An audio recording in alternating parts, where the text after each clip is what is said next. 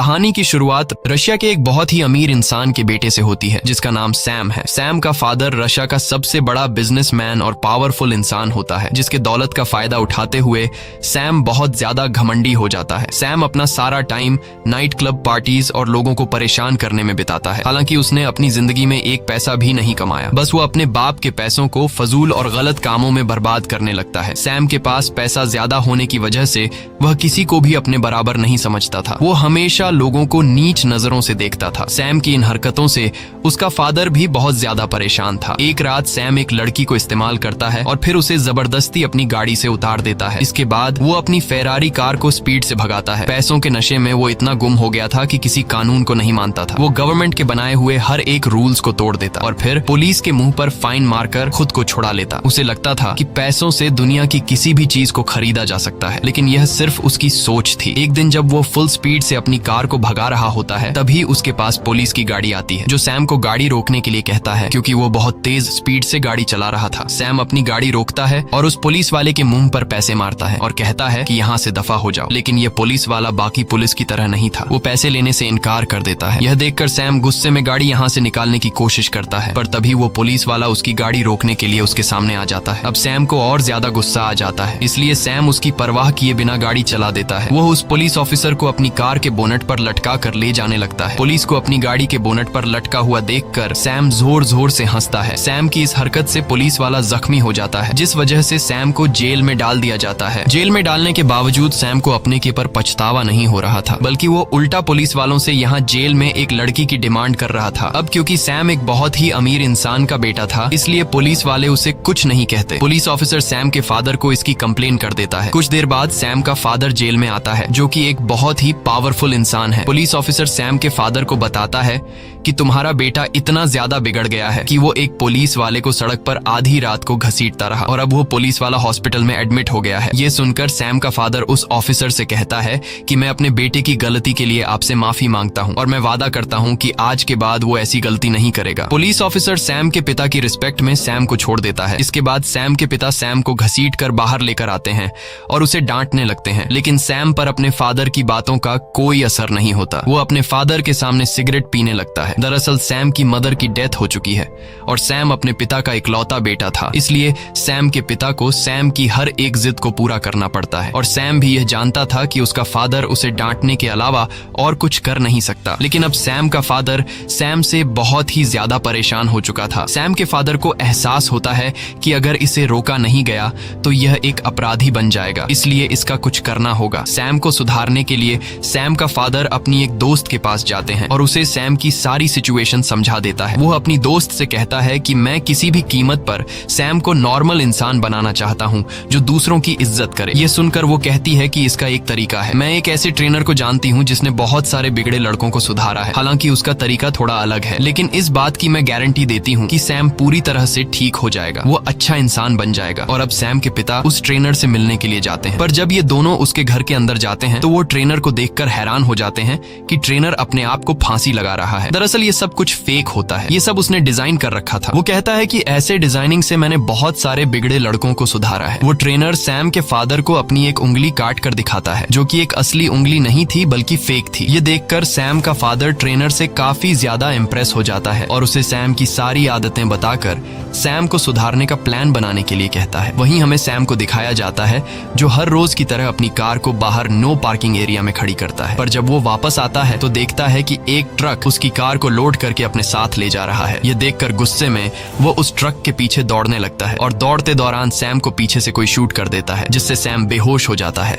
और कुछ समय बाद जब सैम होश में आता है तो वो अपने आप को एक घोड़ों के अस्तबल में पाता है। यह देखकर उसे झटका लगता है कि अचानक वो यहाँ कैसे पहुंचा, लेकिन इससे पहले कि वो ज्यादा कुछ सोच पाता तभी उसके पास आर्थर नाम का एक लड़का आता है। आर्थर सैम से कहता है कि जल्दी चलो, मालिक आने वाला है, तुम्हें सभी घोड़ों को तैयार करना होगा, नहीं तो तुम्हें सजा दी जाएगी। सैम को उसकी कोई बात समझ नहीं आती और वह उसे धक्का देकर पीछे हटा देता है। सैम को कुछ भी समझ नहीं आ रहा था कि वो यहाँ कैसे पहुंचा, और तभी वहाँ पर एक आदमी आता है जो सैम को घसीटकर बाहर ले जाता है, जहाँ वह सैम पर चिल्लाने लगता है कि मैंने तुम्हें कल रात घोड़ों को तैयार करने को कहा था, तुमने घोड़े तैयार क्यों नहीं किए। ये सुनकर सैम कहता है कि कल रात को छोड़ो, मैं तुम्हें अपनी जिंदगी में पहली बार देख रहा हूँ। कुछ देर बाद यहाँ का मालिक, जमींदार और उसका बेटा जैक आते हैं। जो आदमी जैक को को घसीटकर बाहर लेकर आया था वह यहाँ के जमींदार से कहता है कि सैम ने घोड़े तैयार करने से इनकार कर दिया है। ये सुनकर जमींदार बहुत ज्यादा गुस्सा हो जाता है और कहता है कि सैम को कोड़े लगाए जाए। जमींदार के ऑर्डर को मानते हुए वो आदमी सैम को कोड़े लगाता है। जमींदार कहता है कि मैं चाय पीने जा रहा हूँ, जब मैं वापस आऊंगा तो मेरा घोड़ा तैयार होना चाहिए, नहीं तो सैम को और 100 कोड़े लगेंगे। सैम को कुछ समझ नहीं आ रहा था कि यह सब क्या चल रहा है। अब सैम को और 100 कोड़ों से बचाने के लिए आर्थर उसके पास आता है और सैम को घोड़ों के स्टबल में ले जाता है। घोड़ों के स्टबल में आने के बाद सैम आर्थर से कहता है कि मुझे कॉल करना है। अगर मैंने अपने फादर को बता दिया कि इन लोगों ने मुझे कोड़े मारे हैं तो मेरा फादर इन सब की जान ले लेगा। ये सुनकर आर्थर कहता है कि ये कॉल वगैरह क्या होता है, मुझे कुछ भी इसके बारे में नहीं पता। चुपचाप घोड़ा तैयार करो, नहीं तो तुम्हें और 100 कोड़े पड़ेंगे। सैम बहुत ज्यादा परेशान हो जाता है कि अचानक वो कैसे इस तरह की जगह में फंस गया है, इसलिए सैम यहाँ से भागने की कोशिश करता है। दौड़ते दौरान वो गांव वालों से कहता है कि पुलिस को कॉल करो, लेकिन वे लोग पुलिस को नहीं जानते थे। वो भागते हुए देखता है कि यह कोई शहर नहीं बल्कि यह गांव है और लोगों के लाइफस्टाइल को देखकर वो समझ जाता है कि यह 2019 नहीं बल्कि 18 सेंचुरी का दौर है, यानी कि वो अपने टाइम से पूरे 200 साल पीछे आ चुका है। अब वो यहाँ से किसी तरह करके निकलना चाहता था, लेकिन तभी सैम को एक आदमी पकड़ लेता है। जब जमींदार को पता चलता है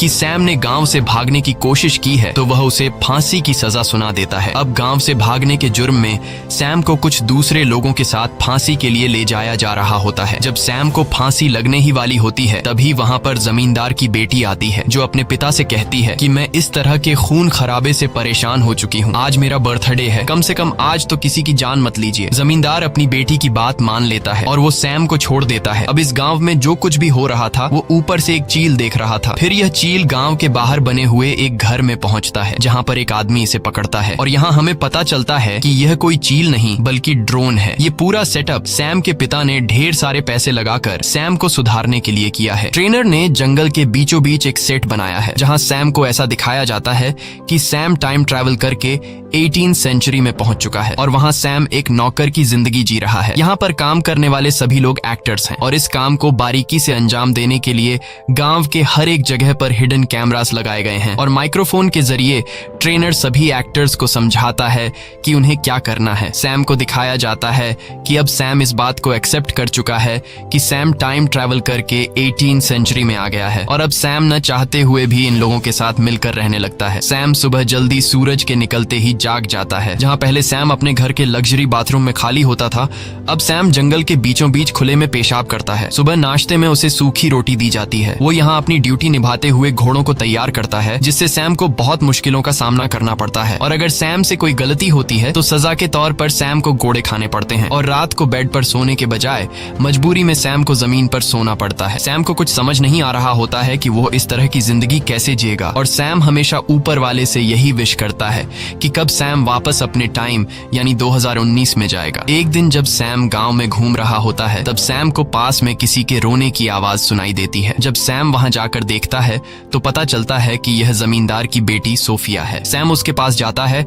और उसके रोने की वजह पूछता है। सोफिया कहती है कि मेरे पिता मेरी शादी एक बूढ़े आदमी से कराना चाहते हैं, मैं उससे शादी नहीं करना चाहती। लेकिन इस बात से सैम को कोई फर्क नहीं पड़ता। सैम कहता है कि यह तो अच्छी बात है, वो बूढ़ा आदमी जल्दी ही मर जाएगा और उसकी सारी दौलत तुम रख लेना। सैम यहाँ इतने बुरे हालात में होने के बावजूद अपनी शैतानियों से बाज नहीं आ रहा था। वो अगले दिन जमींदार की मुर्गी चुरा लेता है क्योंकि यहाँ हर रोज सब्जी खाकर सैम बोर हो चुका था। सैम अपने दोस्त आर्थर से कहता है कि जल्दी से इसे पका कर लाओ और फिर हम दोनों इसे मिलकर खाएंगे। जब मुर्गी पक जाती है तब सैम अकेला ही पूरी मुर्गी खा जाता है। सैम आर्थर के लिए कुछ भी नहीं बचाता। आर्थर जब उसके पास आता है और अपने हिस्से का चिकन मांगता है तब सैम आर्थर से कहता है कि मैंने तुम्हारे हिस्से का चिकन भी खा लिया। यह सुनकर आर्थर को बहुत बुरा लगता है। कुछ देर बाद जमींदार के घर पर नौकरों का जो सीनियर होता है उससे पता चलता है कि जमींदार की मुर्गियों में से एक मुर्गी कम है और वह मुर्गी घर में रहने वाले किसी एक नौकर ने चुरा कर खाई है। इसलिए वहाँ पर जितने भी लोग काम करते हैं वो उन्हें लाइन से जमीन पर बैठा देता है और उनसे कहता है कि जिसने भी मुर्गी चुराई है वो अपने आप सामने आए वरना सबको सजा मिलेगी। जब कोई भी मानने को तैयार नहीं होता तब उसे आर्थर पर शक होता है। वो आर्थर को घोड़ों के स्तब्ल में ले जाकर बहुत ही बुरे तरीके से पीटता है। सैम ये सब कुछ देख रहा होता है लेकिन वो सच नहीं बताता। सैम को सिर्फ अपने आप की परवाह होती है। उसे अभी भी किसी दूसरे को तकलीफ में देखकर कोई फर्क नहीं पड़ता। कुछ देर के बाद आर्थर सैम के पास आता है और अपनी शर्ट ऊपर करके उसे अपनी पीठ पर कोड़ों के निशान दिखाता है जो कि दरअसल यह एक रियलिस्टिक बनाया गया मेकअप था। लेकिन सैम को यह पता नहीं था कि यह असली में मेकअप है। सैम को सच में लग लग रहा था कि आर्थर ने मार खाई है, लेकिन यह जानने के बावजूद कि आर्थर ने मेरी वजह से मार खाई है, फिर भी सैम को आर्थर के लिए जरा सा भी बुरा नहीं लगता। तभी वहाँ रोज नाम की एक लड़की घोड़े से उतरती है। घोड़े से उतरते समय सैम उसका अंडरवेयर देख लेता है। यह सब देखकर सैम के दिल में कुछ देर के लिए फीलिंग्स जागने लगती हैं, लेकिन तब उसे रियलाइज होता है कि यह लड़की 18 सेंचुरी में भी मॉडर्न दौर का अंडरवेयर कैसे पहन रही है। ये सब समझने के बाद सैम दौड़कर उस लड़की के पास जाता है और उस लड़की को अपना अंडरवेयर दिखाने को कहता है। सैम कहता है कि तुम्हारे पास फ्यूचर के अंडरवेयर कैसे आए। जब वो लड़की कुछ भी रिस्पॉन्स नहीं देती तब सैम जबरदस्ती उसे चेक करने लगता है। अब इससे पहले कि सैम सब कुछ देख पाता तब गांव वाले आकर उस लड़की को सैम से छुड़ा लेते हैं और रोज नाम की वो लड़की अपने घोड़े पर सवार होकर चली जाती है। दूसरी तरफ कंट्रोल रूम में ट्रेनर किसी तरह भी सैम को यह सच्चाई मालूम होने नहीं देना चाहता था कि यह सब रियल नहीं बल्कि फेक है। वो हर हाल में सैम को बदलकर सुधारना चाहता था और अगर सैम को सच्चाई का पता चल गया तो वो कभी नहीं सुधर पाएगा। वहीं सैम के पिता भी यह सब बंद करने को कहते हैं, क्योंकि इतनी कोशिश करने के बावजूद भी उनका बेटा सुधरने का नाम ही नहीं ले रहा था। लेकिन तभी उन्हें मैसेज आता है कि गाँव में सैम रॉज से माफी मांगने के लिए उसे ढूंढ रहा है। ये मैसेज सुनकर उन्हें लगता है कि हमें थोड़ी बहुत और कोशिश करनी चाहिए। इसके बाद ट्रेनर माइक्रोफोन के जरिए रॉज से कहता है कि तुम जल्दी से सैम के सामने आओ। रॉज जब सैम के सामने आती है तब सैम सच में रॉज से माफी मांगता है और कहता है कि मुझे आपके साथ इस तरह की बदतमीजी नहीं करनी चाहिए थी। रॉज सैम को माफ कर देती है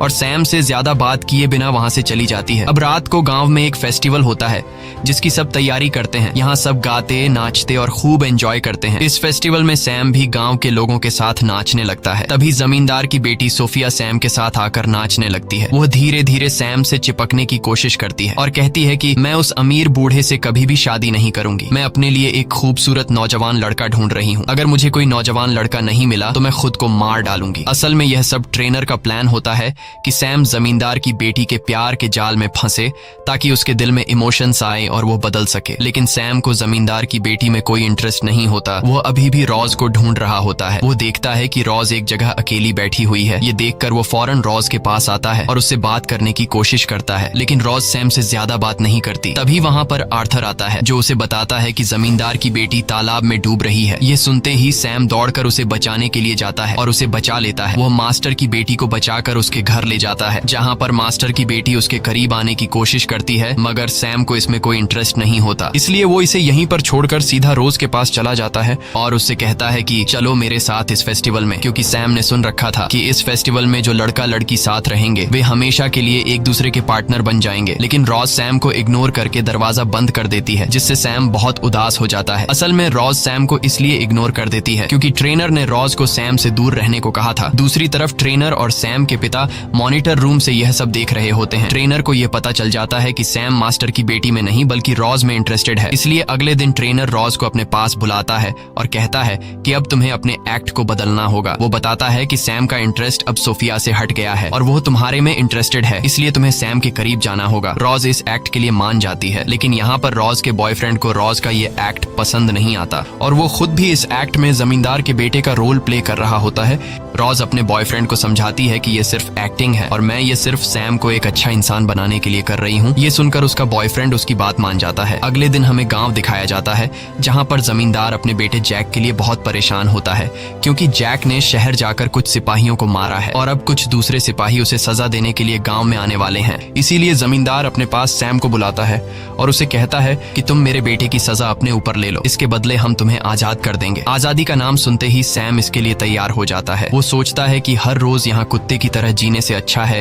कि थोड़ी देर की सजा सह लो और फिर उसके बाद मैं उम्र भर आजाद रहूंगा। कुछ देर बाद सिपाही आते हैं और वे जमींदार के बेटे को ढूंढने लगते हैं। यहाँ सैम कहता है कि मैं ही जमींदार का बेटा हूँ और मैंने शहर जाकर कुछ सिपाहियों को मारा था। ये सुनकर वो लोग सैम को पकड़ लेते हैं और सैम को सजा के तौर पर कोड़े लगाते हैं। कोड़े खाने के बाद सैम नए कपड़े पहनकर आजादी के लिए सीधा जमींदार के बेटे जैक के पास जाता है और उसे कहता है कि मैंने अपना काम पूरा कर लिया, अब तुम्हें मुझे आजाद करना होगा। यह सुनकर जमींदार का बेटा जैक सैम पर जोर जोर से हंसने लगता है। वो सैम को नीचे गिराकर कहता है कि तुम कितने बड़े बेवकूफ हो, इतनी आसानी से तुम आजाद नहीं हो सकते। वो सैम के मुंह पर थूक कर कहता है कि जाओ यहाँ से निकल जाओ और मेरे घोड़े तैयार करो। सैम जमींदार के बेटे के इस बर्ताव पर उसे कुछ नहीं कहता और चुपचाप वहाँ से निकल जाता है। दूसरी तरफ तरफ कंट्रोल रूम में बैठा सैम का फादर और ट्रेनर ये सब कुछ देखकर बहुत ही मायूस हो जाते हैं, क्योंकि ये लोग चाहते थे कि सैम को अपने हक के लिए लड़ना चाहिए था। सैम अब इस जिंदगी को एक्सेप्ट कर लेता है। वो हर रोज उदासी में घोड़ों के अस्तबल में घोड़ों को तैयार करता है और वो अपना ज्यादातर टाइम रोज के साथ बिताता है। सैम को रोज से प्यार होने लगा था, लेकिन रोज सिर्फ एक्टिंग कर रही थी। इस तरह से कुछ दिन और गुजर जाते हैं और एक दिन जब यह दोनों घूम रहे होते हैं तभी सैम की नजर आसमान में चील पर पड़ती है। वो रोज से कहता है कि मैं काफी दिनों से नोटिस कर रहा हूँ, ये चील हमेशा मेरे ऊपर मंडराती रहती है। दरअसल ये एक ड्रोन होता है जो हर वक्त इनको ट्रैक करता रहता है और यह बात रोज को भी पता होती है। रोज उसे झूठ कहती है कि मैं इस चील को बचपन से देख रही हूँ, यह हमारे गांव की रक्षा करने के लिए हमेशा हमारे गांव के ऊपर मंडराती रहती है। वहीं हमें जमींदार की बेटी और उसके बेटे जैक को दिखाया जाता है। ये दोनों ट्रेनर से नाराज होते हैं। सोफिया को इस बात का गुस्सा होता है कि उससे मेन रोल छीनकर रोज को दे दिया गया है और जैक भी अपनी गर्लफ्रेंड को सैम के साथ देखकर परेशान था। और अब यह दोनों जब एक दूसरे के साथ अपना दुख शेयर कर रहे होते हैं तो बातों ही बातों में यह दोनों एक दूसरे के करीब आ जाते हैं और ये दोनों एक घोड़े के अस्तबल में जाकर रोमांस करने लगते हैं। वहीं पास से गुजरते हुए सैम और रोज को स्टबल से किसी की आवाज सुनाई देती है और जब ये दोनों अंदर जाते हैं तो रोज जेक और सोफिया को देखकर हैरान रह जाती है। दरअसल जेक रोज का असल जिंदगी में बॉयफ्रेंड है, इसलिए वो अपने बॉयफ्रेंड को एक दूसरी लड़की के साथ इंटीमेट होते हुए देखकर बहुत ज्यादा उदास हो जाती है और वह जैक से नाराज होकर वहां से चली जाती है। सैम भी रोज के पीछे जाता है। ये बात जब ट्रेनर को पता चलती है तो वह सोफिया और जैक पर काफी गुस्सा हो जाता है, क्योंकि इस पूरे सेटअप में सोफिया और जैक दोनों जमींदार की औलाद हैं और सैम की नजरों में ये दोनों भाई बहन हैं। इसलिए इन दोनों के इस हरकत से सैम को शक भी हो सकता था और ट्रेनर का इतनी मेहनत से बनाया हुआ ये पूरा प्लान बिगड़ सकता था। इसलिए ट्रेनर पहले तो इन दोनों को काफी डांटता है और फिर इन दोनों को काम से निकाल देता है। दूसरी तरफ रोज अपने बॉयफ्रेंड को किसी दूसरी लड़की के साथ देखकर बहुत ज्यादा उदास होती है। अब सैम रोज का मूड ठीक करने के लिए उसके लिए कैंडल लाइट डिनर का अरेंजमेंट करता है। ये सब देखकर रोज को बहुत अच्छा लगता है। ये दोनों एक दूसरे से बहुत बातें करते हैं। सैम रोज से कहता है कि जमींदार के बेटे जैक ने मुझे धोखा दिया। उसने कहा था कि अगर मैं उसके जुर्म को अपने ऊपर ले लूं तो वो मुझे आजाद कर देगा। जब मैंने उसके बदले में कोड़े खाए और फिर जब मेरी आजादी की बारी आई तो वो अपनी बात से मुकर गया। उसने मुझे मारा, मेरे ऊपर थूका, लेकिन मैंने उसकी किसी बात का कोई जवाब नहीं दिया, क्योंकि उस वक्त मैं उसके अंदर अपने आप को देख रहा था। मेरी दुनिया में मैं भी ऐसे ही था। मैं हमेशा लोगों को नीच नजरों से देखा करता था। मैंने कभी किसी की इमोशंस की कोई परवाह नहीं की, पर आज मुझे इस बात का एहसास है। सैम की यह सारी बातें सुनकर अब रोज भी उसे पसंद करने लगी थी और पहली बार रोज यहाँ पर सैम को किस करती है। दूसरी तरफ ये सब देखकर सैम का फादर और ट्रेनर बहुत ज्यादा खुश हो जाते हैं और उन्हें लगता है कि अब सैम धीरे धीरे बदल रहा है। दूसरी तरफ असली दुनिया में वो लड़की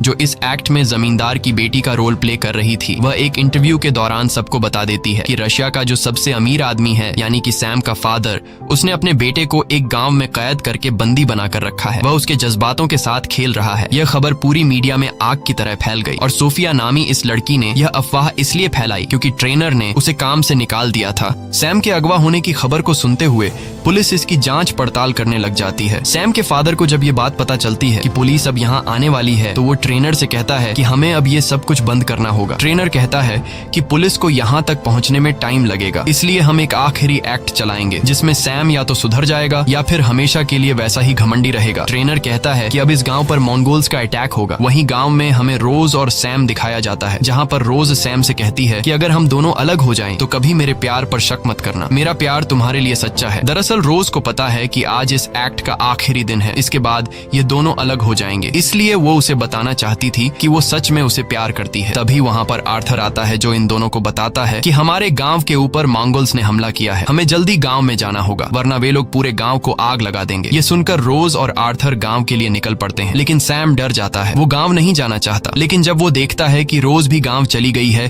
तब न चाहते हुए भी वो रोज के पीछे गांव चला जाता है और वहां हमें दिखाया जाता है कि मंगोल्स ने गांव की एक लड़की को पकड़ रखा है। तब उस लड़की के फादर मंगोल्स के हेड से रिक्वेस्ट करता है कि प्लीज मेरी बेटी को छोड़ दो। मंगोल्स का हेड उस लड़की के फादर को एक चांस देता है और कहता है कि तुम हमारे एक सैनिक से लड़ो, अगर तुम जीत गए तो तुम्हारी बेटी हम आजाद कर देंगे और अगर तुम हार गए तो तुम्हारी बेटी हमारे पास रहेगी। अब उस लड़की के फादर और मंगोल के एक सैनिक के बीच फाइट होती है। दरअसल ये एक रियल फाइट नहीं होती, बल्कि ये दोनों स्टंट मैन है जिसे ट्रेनर ने तैयार किया है। ये दोनों दोनों काफी देर तक लड़ने के बाद आखिरकार वो सैनिक उस लड़की के फादर का सिर काट देता है, जो कि यह असल में एक डमी हेड था। अब मंगोल का हेड उस लड़की को फ्री कर देता है क्योंकि उसके फादर ने अपनी बेटी को छुड़ाने के लिए अपनी जान की कीमत चुकाई। और अब मंगोल उस लड़की की जगह रोज को पकड़ लेते हैं और मंगोल्स का हेड कहता है कि कोई है जो इस लड़की को बचाने के लिए हमारे किसी एक सैनिक से लड़ सकता है। ये सुनकर सैम बहुत ज्यादा डर जाता है। रोज चिल्लाकर सैम को मदद के लिए पुकारती है, लेकिन वो डर कर यहाँ से जाने लगता है। वहीं हमें ट्रेनर को और सैम के फादर को दिखाया जाता है, जो सैम की इस बुजदिली को देखकर बहुत ज्यादा मायूस हो जाते हैं और उन्हें लगता है कि पिछले कई महीनों की गई हमारी मेहनत बर्बाद हो गई। सैम के फादर कहते हैं